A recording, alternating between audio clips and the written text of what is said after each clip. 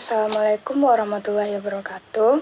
Perkenalkan, nama saya Wina Febriani dengan NIM 23129398 dari Program Studi Pendidikan Guru Sekolah Dasar. Baiklah, pada video kali ini saya akan membahas mengenai administrasi peserta didik. Baik, langsung saja kepada pembahasan. Bahwa administrasi peserta didik ini adalah merupakan suatu pengelolaan, mendesain proses pengurusan serta layanan di dalam hal-hal yang berkaitan dengan murid di suatu sekolah. Itu dimulai dari perencanaan penerimaan murid baru, pembinaan selama murid berada di sekolah, sampai dengan murid menamatkan pendidikannya. Nah, pengertian peserta didik ini menurut pendapat para ahli ada beberapa orang para ahli yang saya kutip. Yang pertama yaitu menurut Sujipto DKK pada tahun 1901-113, dia mengatakan bahwa administrasi peserta didik itu adalah proses pengurusan serta layanan di dalam hal-hal yang berkaitan dengan murid di suatu sekolah, dimulai dari perencanaan penerimaan murid baru, pembinaan selama murid berada di sekolah, sampai dengan murid menamatkan pendidikannya. Yang kedua ada menurut Suharsmi DKK pada tahun 2008, dia mengatakan bahwa administrasi siswa sendiri dapat didefinisikan sebagai pencatatan siswa mulai dari proses penerimaan hingga siswa tersebut lulus dari sekolah yang disebabkan karena tamat atau sebab-sebab lainnya. Yang ketiga yaitu menurut Asnawir pada tahun 2005, beliau mengatakan administrasi kesiswaan merupakan bagian dari kegiatan administrasi yang dilaksanakan di sekolah, berupa usaha kerjasama yang dilakukan oleh para pendidik agar terlaksananya proses belajar mengajar yang relevan, efektif, efisien guna tercapainya tujuan pendidikan yang diharapkan tersebut. Adapun tujuan dari administrasi peserta didik yaitu tujuan khusus administrasi kesiswaan atau siswa itu adalah sebagai peningkatan pengetahuan, kemampuan dan psikomotorik peserta didik, menyalurkan dan mengembangkan kemampuan umum atau kecerdasan, dan menyalurkan aspirasi, harapan, dan memenuhi kebutuhan peserta didik.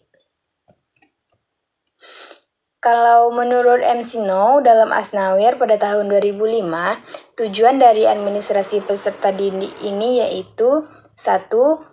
Menanamkan kepada peserta didik bagaimana aturan-aturan dan pengelolaan sekolah dapat berjalan lancar, itu dikarenakan adanya administrasi yang menjadikan peserta didik berjiwa bijaksana di dalam berperilaku.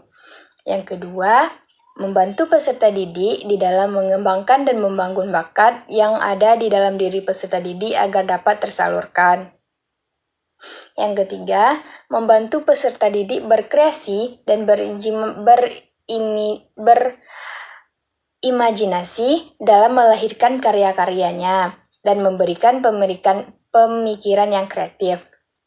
Yang keempat yaitu membantu peserta didik di dalam berupaya berpikir positif tentang sifat-sifat manusia dan dapat mengelola bagaimana caranya bersikap yang baik dan benar. Selanjutnya yaitu mengenai proses administrasi peserta didik. Kegiatan yang dilaksanakan di dalam rangka administrasi peserta didik dibagi menjadi 3 tahapan. Yang pertama yaitu kegiatan awal tahun pelajaran. Nah, kegiatan pada awal tahun ini dilaksanakan setiap sekolah menerima murid baru. Penerimaan murid adalah proses seleksi dan pencatatan murid yang memasuki sekolah tertentu setelah memenuhi persyaratan-persyaratan yang sudah ditentukan oleh sekolah itu. Kegiatan-kegiatan dalam penerimaan murid baru itu ada beberapa kegiatan yang harus dilakukan, seperti yang pertama penetapan daya tampungnya. Yang kedua, penetapan syarat-syarat murid baru tersebut. Dan yang terakhir, pembentukan panitia atau petugas penerimaan murid baru.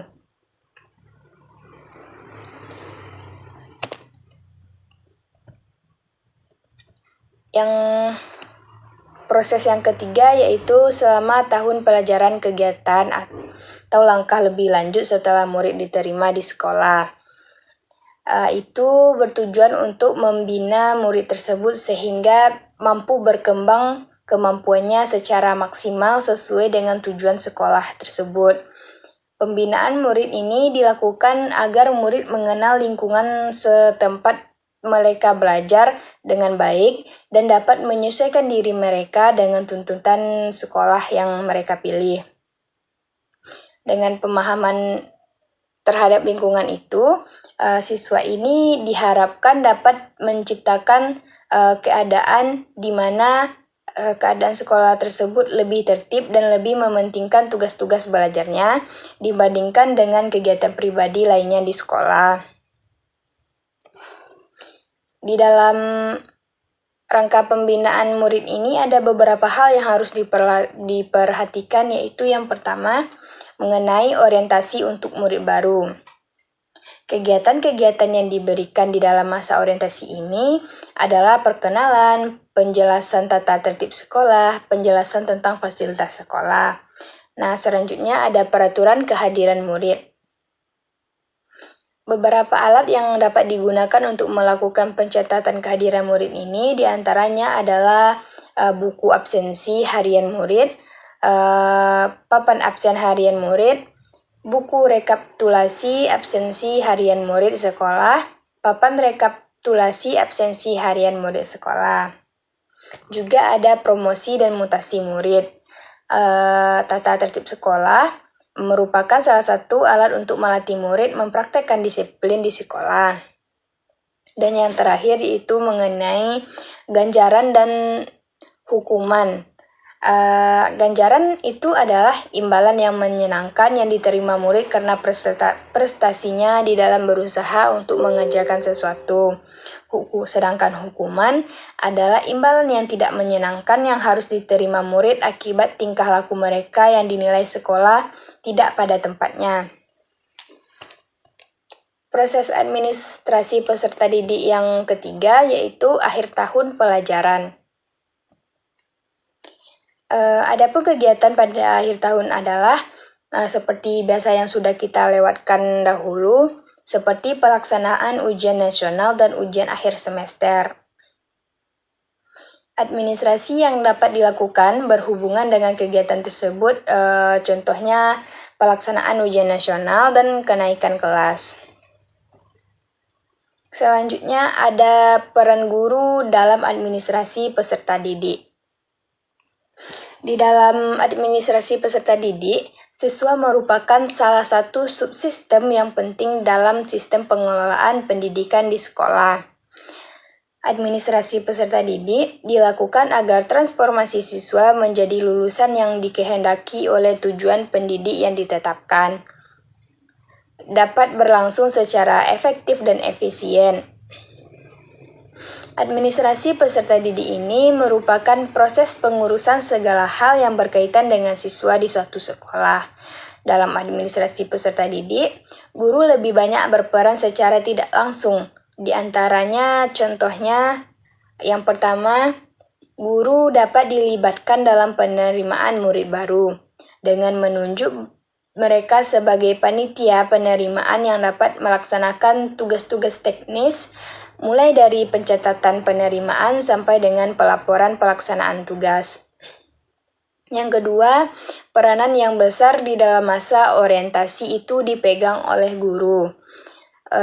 Di samping kepala sekolah, tentunya guru yang paling berperan di dalam masa orientasi murid baru. Tugas guru ini adalah membuat murid dapat lebih cepat beradaptasi dengan lingkungannya. Peranan guru di dalam hal ini juga sangat penting karena kekeliruan di dalam orientasi dapat diminimalisir kesalahannya. Untuk pengaturan kehadiran murid di kelas, pastinya guru yang memiliki andil yang paling besar. Yang keempat, guru harus mampu menciptakan suasana yang mendorong timbulnya motivasi murid untuk senantiasa berprestasi tinggi dan mengejar cita-citanya. Yang kelima, guru juga berperan besar di dalam menciptakan disiplin sekolah atau kelas yang baik. Karena di sekolah merupakan masa pembentukan disiplin yang sangat menentukan untuk masa depan siswa-siswa kita nantinya. Untuk membuat murid disiplin, guru ini diharapkan mampu menjadi contoh dan memberikan contoh yang lebih baik atau teladan bagi murid-muridnya. Kalau menurut Sutisna pada tahun 1991, peran guru di dalam administrasi peserta didik adalah yang pertama itu mendata dan menyeleksi siswa baru, yang kedua melaksanakan dan menyelenggarakan pembelajaran, yang ketiga mengatur dan mengontrol kehadiran siswa, yang keempat melakukan dan menerapkan uji kompetensi akademik atau kejuruan, yang terakhir yaitu membantu dan melaksanakan bimbingan karir serta penelusuran lulusan peserta didik menurut Suryo Subroto tahun 2004, peran guru di dalam administrasi peserta didik adalah sebagai panitia penyeleksi penerimaan siswa baru. Guru ini berperan dalam memudahkan siswa beradaptasi dengan lingkungan sekolah, mencatat dan mengontrol kehadiran siswa, melakukan uji kompetensi, menciptakan suasana yang menimbulkan motivasi bagi siswa, menciptakan disiplin sekolah atau kelas yang baik, serta melaksanakan bimbingan karir serta penelusuran lulusan terbaik. Baiklah, hanya itu materi yang dapat saya sampaikan pada pertemuan kali ini. Saya akhiri dengan Assalamualaikum warahmatullahi wabarakatuh.